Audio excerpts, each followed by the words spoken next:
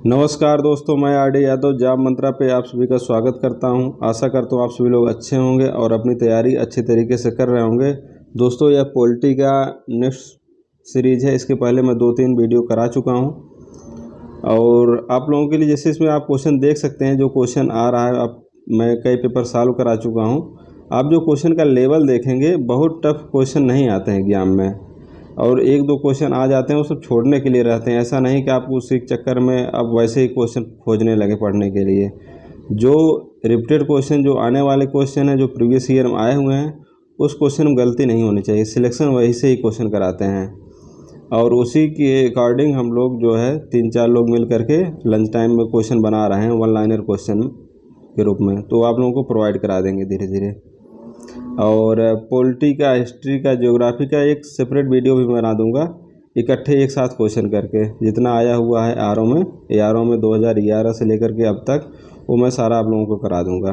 परेशान ना होइए, आप बस पढ़ाई करते रहिए अच्छे से। और वैकेंसी क्या तो बता ही चुका हूँ, आया था लाइव। तो नोट पीएस एपीएस का तो डाटा चला गया, अब एनटीए के ऊपर डिपेंड है, जब कराए उसका नोटिफिकेशन अलग आएगा। आरओ का प्रमोशन होना है जुलाई में, मैक्सिमम चांस है, लेकिन अभी कोई डेट डिसाइड नहीं हुआ है। जब भी होगा जुलाई में मैक्सिमम चांस है प्रमोशन हो जाएगा, पर अभी डेट डिसाइड नहीं है। तो अब लेट ज़्यादा नहीं करेंगे, स्टार्ट करते हैं। बाकी जो कोई डाउट हो तो कमेंट कीजिएगा आप लोग। भारतीय राज्य व्यवस्था के संदर्भ में शून्यकाल क्या है? तो शून्यकाल क्या है? ये जो बहुत महत्वपूर्ण विषय होते हैं तत्काल, जो उस टाइम के बहुत महत्वपूर्ण विषय होते हैं, उस पर चर्चा किया जाता है। सर्वाधिक महत्वपूर्ण कार्य पर चर्चा करना। ये टाइमिंग लगभग 12 से 1 का टाइमिंग होता है। इस टाइम इस पर चर्चा करते हैं। इसमें शोर शराबा बहुत ज़्यादा होता है। निम्नलिखित में किस भारतीय महिला को भारत रत्न नहीं मिला है? तो किसको नहीं मिला है? सरोजिनी नायडू को भारत रत्न नहीं मिला है। सरोजिनी नायडू के बारे में 2-3 चीज़ें आप बताइए या मन में अपने सोचिए। ये इंडियन नेशनल कांग्रेस की क्या थी? पहली भारतीय महिला अध्यक्ष बनी थी, पहली भारतीय महिला। और किस अधिवेशन बनी थी कांग्रेस के? 1925 में, कानपुर अधिवेशन में। ये क्वेश्चन कई बार आ चुका है, इसलिए मैं करा रहा हूँ। दूसरा क्वेश्चन इनके बारे में आपको पता होना चाहिए कि ये राज्यपाल बनने वाली पहली भारतीय महिला भी थी।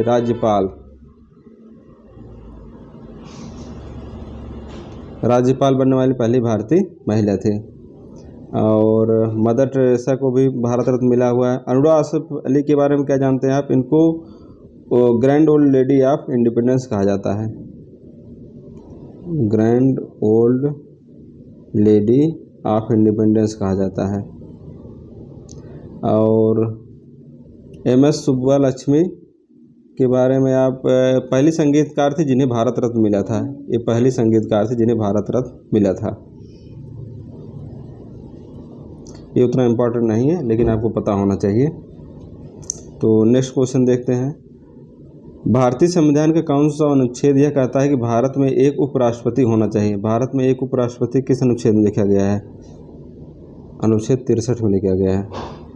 और अनुच्छेद 64 में क्या लिखा गया है? ये भी आया हुआ क्वेश्चन है। 64 में उपराष्ट्रपति राज्यसभा का पदेन सभापति होता है। उपराष्ट्रपति राज्यसभा का पदेन सभापति होता है।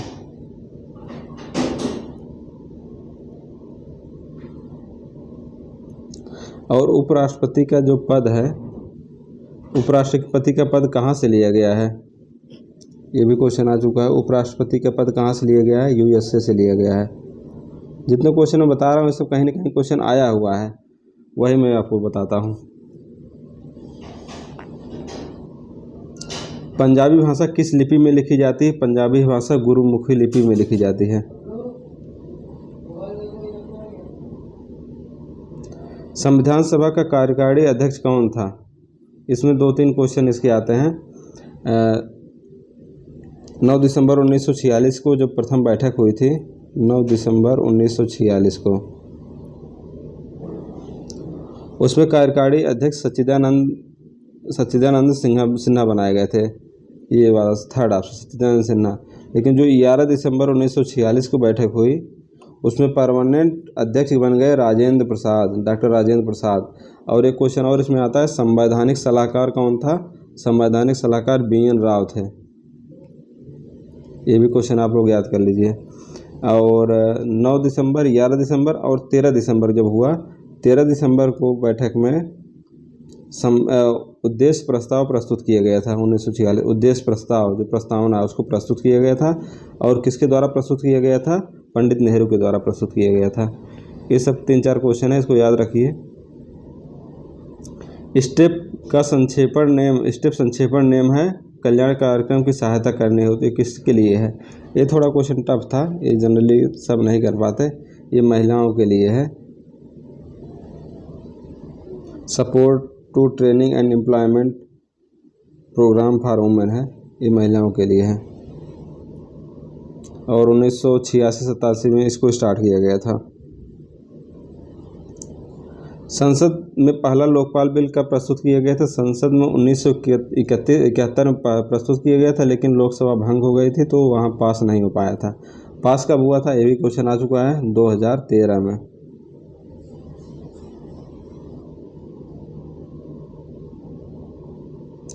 राज्यसभा सदस्य की अवधि कितने वर्ष की होती है? राज्यसभा सदस्य की अवधि कितने वर्ष के लिए होती है? 6 वर्ष के लिए होती है। अगर यहाँ पे पूछ दिया जाए राज्यसभा, सिर्फ राज्यसभा, तो राज्यसभा का विघटन कभी नहीं होता है। यहाँ पे सदस्य है तो 6 वर्ष। और मिनिमम एज क्या है? मिनिमम एज 30 वर्ष है। और राज्यसभा में कितने मैक्सिमम मेंबर होने चाहिए? 250 मैक्सिमम। और राज्यसभा का किस आर्टिकल में वर्णन है राज्यसभा का? तो आर्टिकल 80। ये सब ऐसे क्वेश्चन मन में अपने सोच लिया कीजिए क्या क्या क्वेश्चन इसमें राज्यसभा से, जैसे राज्यसभा का आया वर्ड आपने देखा, तुरंत माइंड में 4-5 क्वेश्चन अपने आप बना दीजिए क्या क्या क्वेश्चन आ चुका है, मैंने क्या क्या पढ़ा है राज्यसभा के बारे में। भारत सरकार की संघीय संरचना निम्न में प्रदान करती है। भारत की संघीय संरचना द्विस्तरीय है, 2 टियर सिस्टम है, केंद्र सरकार और राज्य सरकार। किस वर्ष पांडुचेरी को भारतीय सीमा में सम्मिलित किया गया था? भारतीय सीमा में 1962 में सम्मिलित किया गया था, 14वें संविधान संशोधन के द्वारा। 14वें संशोधन के द्वारा।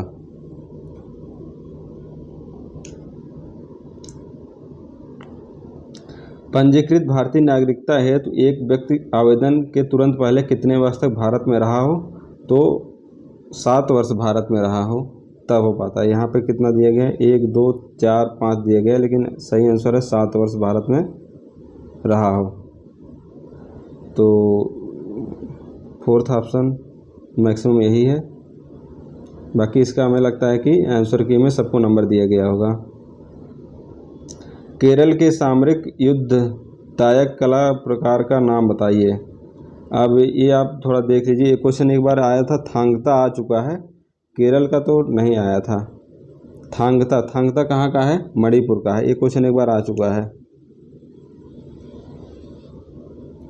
SSC में क्वेश्चन आया था, मणिपुर। और कलारिया पट्टू कहाँ का है? केरल का है।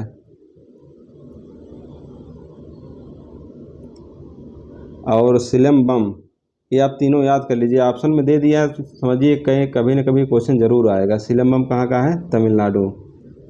कुछ न कुछ सोच के ही देते हैं ऑप्शन में, तो एक सिलम्बम आ सकता है, थांगता आ सकता है, कलरिया पट्टू आया है, दोबारा भी आ सकता है, तो वो सब चीज़ें याद कर लीजिए इसको। कलमकारी कला, जिसका अर्थ कलम से बनाना है, किस राज्य में प्रचलित है? ये क्वेश्चन और भी सेट में आ चुका है, आंध्र प्रदेश और तेलंगाना का है कलमकारी। ग्रामीण संरचना विकास हेतु 1995-96 में बनाया गया था, किसके द्वारा कायम रखा जाता है?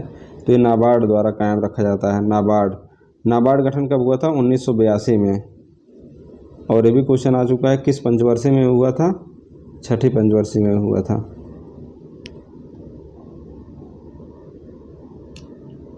और मुंबई में हेडक्वार्टर है।